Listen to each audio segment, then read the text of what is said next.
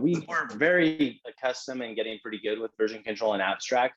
But the key difference between abstract and Figma with version control is that with Figma, version control is an option. With abstract, version control is mandatory.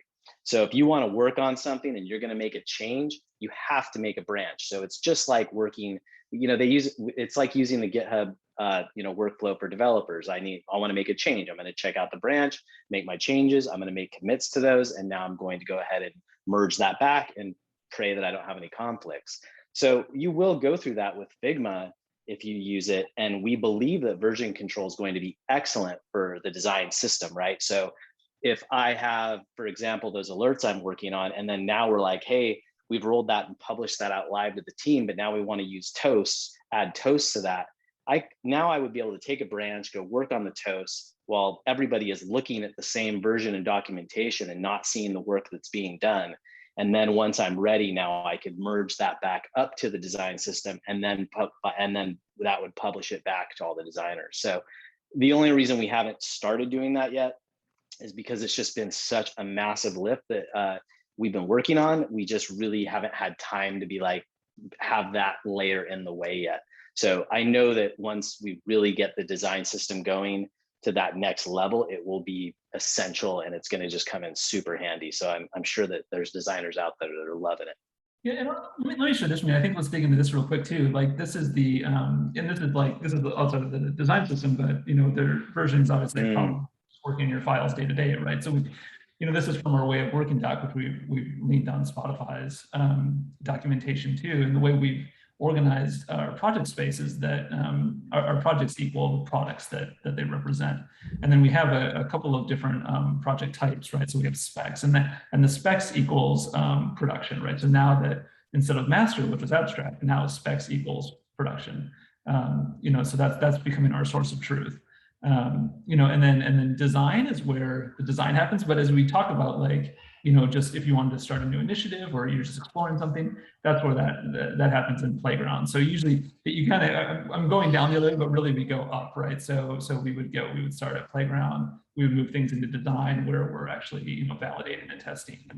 And then as they go into production, in our code, that's when those files move into specs. So just want to call that out too from a day-to-day how our designers work.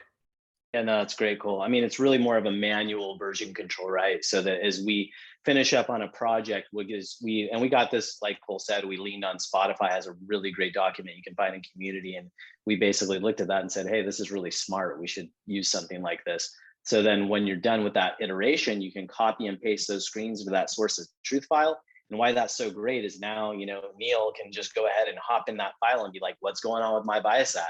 What's live today? And if you open that source of truth file, and there would be maybe another file like, how is the grid work for my Viasat? And there would be documentation for how all those breakpoints work that we have in each spec folder.